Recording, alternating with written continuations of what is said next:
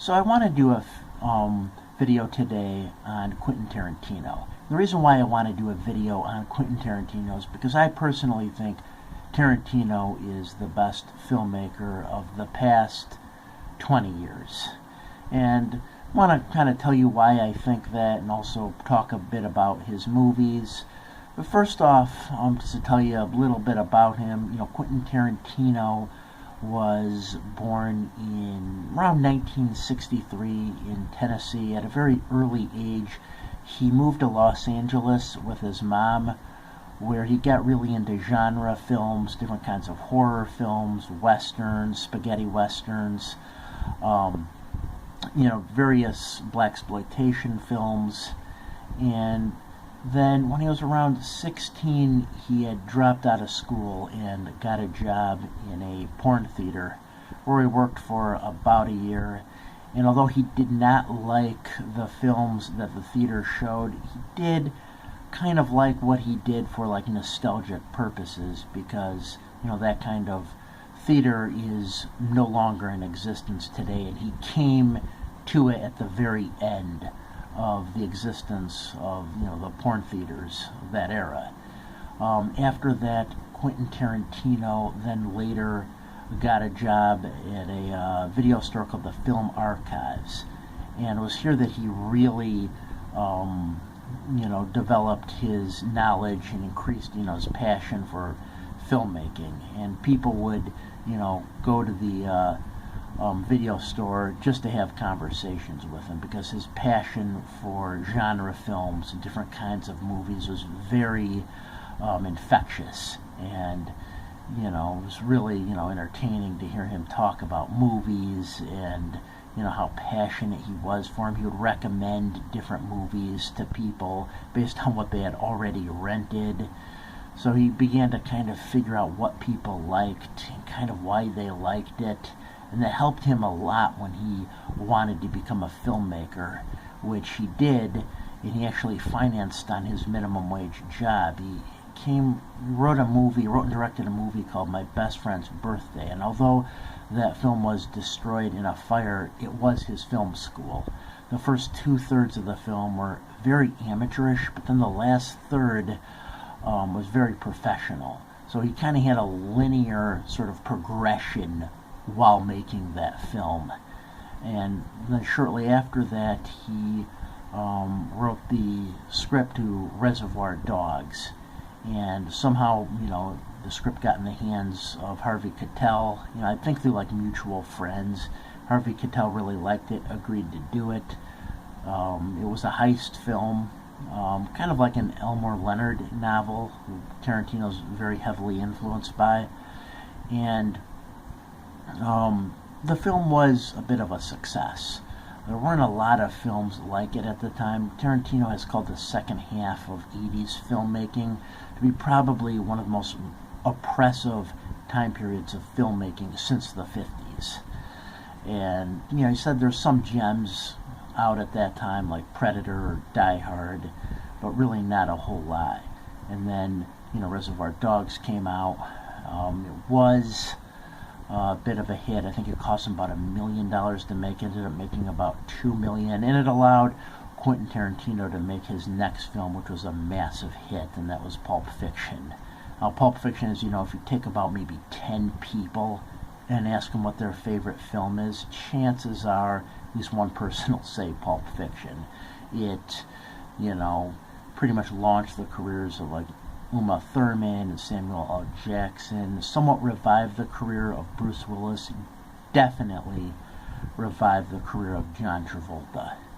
And after that, John Travolta kind of became a star for pretty much the next 10 years. When the movie came out, I liked it because I liked the sort of non-linear way in which the film was made. I thought that was interesting. How it was kind of cut up like that. You didn't see a lot of non-linear films. And also there were like different storylines going on and they sort of all converged together toward the end. That was interesting how he did that. So Tarantino's next film after that was Jackie Brown. Now, Jackie Brown, I have to confess, I have not seen that film. I know it's based on an Elmore Leonard novel, and it was kind of supposed to be sort of Tarantino's homage to the blaxploitation film. You know, it stars Pam Grier, who's in a lot of those films back in the 70s. So he did that. Then after that, Tarantino did the Kill Bill movies. The Kill Bill movies originally started out, Tarantino wanted to do a film, kind of like a revenge film, which then sort of bled over to another genre, which is the martial arts film, and a lot of interesting things happening in that film. It was sort of like a big budget B film, and a lot of actors in Hollywood want to work with Tarantino.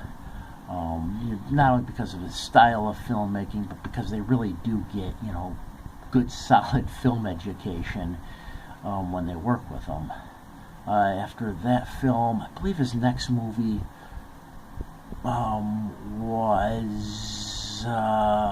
Death Proof. Death Proof was a part of Grindhouse, as you remember. It was like a double feature with Planet Terror, which is a Robert Rodriguez film, as well as Tarantino's film, Death Proof. And Death Proof was actually not a success, and I think it wasn't a success because a lot of people just kind of didn't understand what they were trying to do. They didn't understand the sort of B Grindhouse type movie. Because people didn't understand it, it actually ended up being a flop. Even though I do think it's a good movie, it definitely showcases Tarantino's dialogue to a very high degree. Tarantino's a very distinct way of writing dialogue.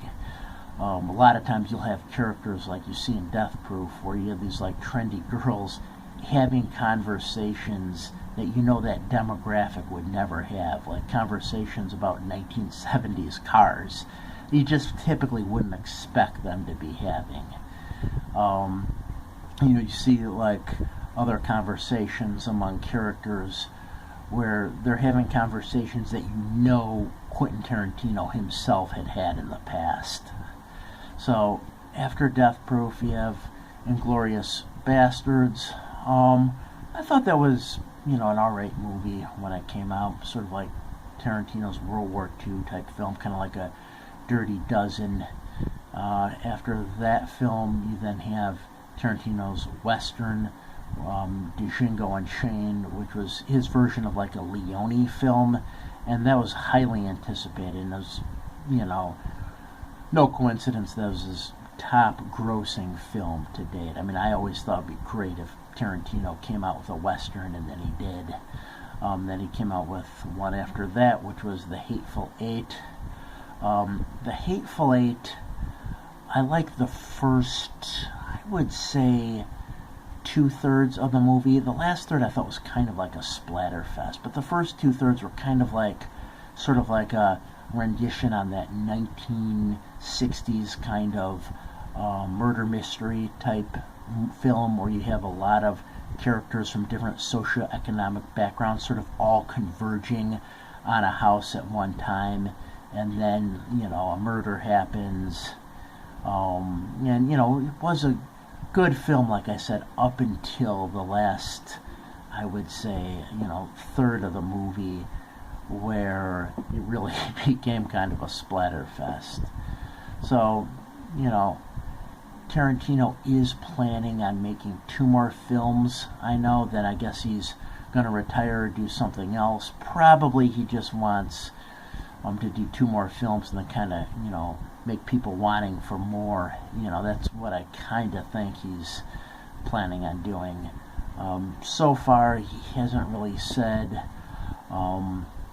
what he's planning on doing, but he has hinted that he would like to do something like a sci-fi film or maybe a fantasy film, because he's yet to dabble in those 2 genres. So he'd probably like to do something along those lines. I kind of have a feeling it'll probably be like a sci-fi film next, but who knows, that remains to be seen. So that's all I have to say on Tarantino. Definitely think, like I said, probably the most significant filmmaker of the past 20 years. and hope you enjoyed this video. Have a good night.